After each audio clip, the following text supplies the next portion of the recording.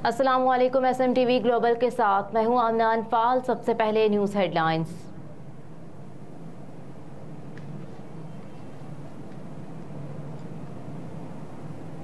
الحمدللہ میں درست ثابت ہوا، عمران خان کی گرفتاری پر عمر فاروق کا رد عمل آ گیا۔ ٹویٹر پر جاری ایک بیان میں عمر فاروق ظہور نے لکھا کہ چیئرمین PTI کی کرپشن کے مرتکب قرار پائے ہیں۔ عدالت نے میرا موقف درست تسلیم کر لیا کہ چیئرمین PTI نے $20 لاکھ میں مجھے گھڑی فروخت کی۔ عمر فاروق ظہور نے کہا کہ عدالت نے میرا موقف درست تسلیم کر لیا کہ گھڑی فراگوگی کے ذریعے دبئی میں بیچی گئی۔ انہوں نے کہا کہ عدالت اور شواہد سے میرے موقف کی تصدیق ہوئی۔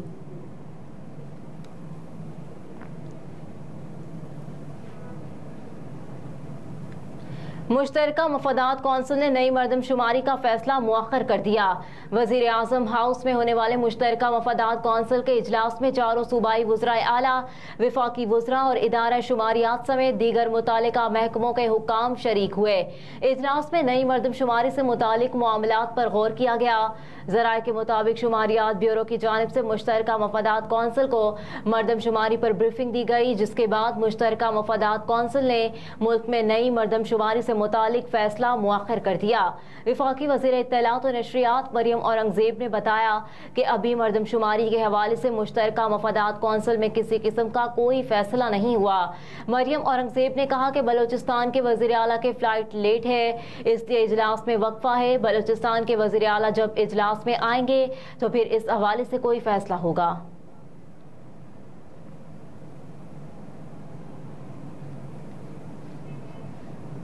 تحریک انصاف کا عمران خان کی گرفتاری کو اعلیٰ عدالت میں چیلنج کرنے کا اعلان۔ ترجمان PTI کا کہنا ہے کہ توشہ خانہ مقدمے کے ذریعے نظام عدل کی پیشانی پر ایک اور سیاہ دھبا لگایا گیا۔ تاریخ کے بدترین ٹرائل میں انصاف کے قتل کی کوشش کی گئی۔ PTI ترجمان نے کہا کہ سیشن عدالت کا فیصلہ سیاسی انتقام انجینئرنگ کی بدترین مثال ہے۔ سیشن جج اسلام آباد ہمایوں دلاور نے توشہ خانہ کیس میں حقائق چھپانے پر چیئرمین پاکستان تحریک انصاف کو 3 سال قید اور $1 لاکھ جرمانے کی سزا سنائی، اور عدالت نے عمران خان کی گرفتاری کا حکم بھی جاری کر دیا۔ عدالتی حکم کے بعد پولیس نے عمران خان کو لاہور میں ان کی رہائش گاہ زمان پارک سے گرفتار کیا اور پولیس انہیں لے کر اسلام آباد کے لیے روانہ ہو گئی۔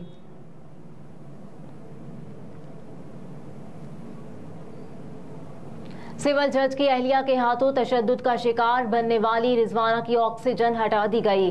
سربراہ میڈیکل بورڈ پروفیسر جودت سلیم نے کہا کہ رضوانہ کو ICU میں سے نکالنے کا فیصلہ 2 روز بعد کیا جائے گا۔ رضوانہ کو ابھی ڈرپس لگائی جا رہی ہیں۔ پروفیسر جودت سلیم کے مطابق رضوانہ کے خون میں انفیکشن کافی کم ہوا ہے۔ انفیکشن کم ہونے کے باعث رضوانہ کچھ کھا پی رہی ہے۔ پروفیسر نے مزید کہا کہ رضوانہ کے مزاج میں بھی بہتری آئی ہے، وہ اب گھبراتی نہیں، بات چیت بھی کر رہی ہے۔ خیال رہے کہ سول جج عاصم حفیظ کے گھر ملازمت کے دوران تشدد کا نشانہ بننے والی بچی کئی روز سے لاہور کے جنرل ہسپتال میں زیر علاج ہے۔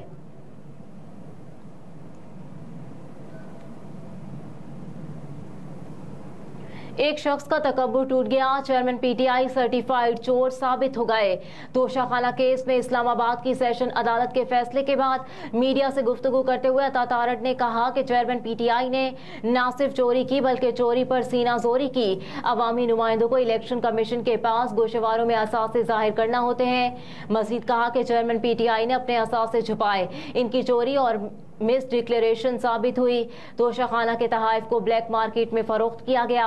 11 مہینے سے چلتا کیس کبھی نہ کبھی اپنے انجام کو پہنچنا تھا۔ جج صاحب نے واضح طور پر کہا ہے چیئرمین PTI صادق اور امین نہیں رہے۔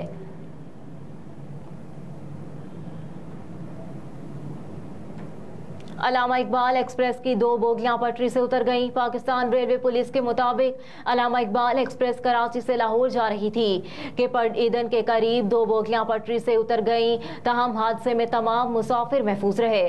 ریلوے پولیس نے بتایا کہ حادثے کے باعث کراچی سے پنجاب جانے والی فرید ایکسپریس کو کوٹ لالو ریلوے اسٹیشن پر روک دیا گیا۔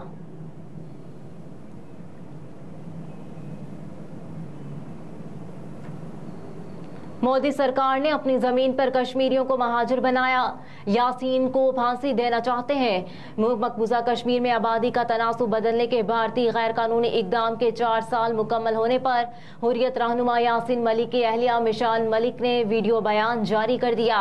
अपने वीडियो पैगाम में मिशाल मलिक ने कहा कि कश्मीर मर मिटेंगे मगर गुलामी कबूल नहीं करेंगे। मोदी सरकार ने कश्मीरियों को टॉर्चर सेल्स और जेलों में रखकर तशद्दुद का निशाना बनाया। हुर्रियत रहनुमाओं को शहीद किया गया, जहर दिया गया। मजीद कहा कि इन 4 सालों में कश्मीरियों पर जो कयामत टूटी उसकी मिसाल नहीं मिलती। आलमी इदारों की रिपोर्ट्स के बावजूद हिंदुस्तान की कोई रोकने या सजा देने के लिए आगे नहीं आता। मिशाल मलिक ने मजीद कहा कि कश्मीर में 50 लाख गैर कश्मीरियों को डोमिसाइल दिए गए। 4000 से जायद बिजनेसमैनों को कश्मीर में सरमायाकारी की इजाजत दी गई।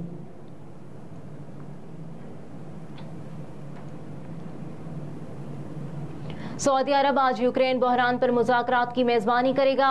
सऊदी प्रेस एजेंसी के मुताबिक इजलास की मेज़बानी वली-उल-अहद शहजादा मोहम्मद बिन सलमान के इंसानी इक़दामात और कोशिशों के तसलसल की निशानदही करती है और बहरान के इब्तदाई दिनों से ही वली-उल-अहद रूसी और यूक्रेनी सदूर के दरमियान राब्ते हैं। सऊदी हुकूमत को उम्मीद है कि ये इजलास सियासी और सिफारती ज़राए से बहरान के हल को यकीनी बनाने में किरदार अदा करेगा और इस तरह से बैनुल-अक़वामी अमन को तक़वियत मिलेगी।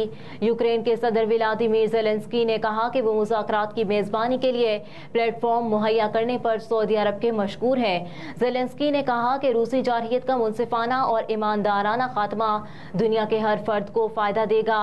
रूस की तरफ से यूक्रेन और आलमी सलामती के लिए पैदा होने वाले तमाम खतरात को ख़त्म करने का मतलब बैनुल-अक़वामी ताल्लुकात में अमन और आलमी ज़िंदगी में इस्तेहकाम की वापसी है।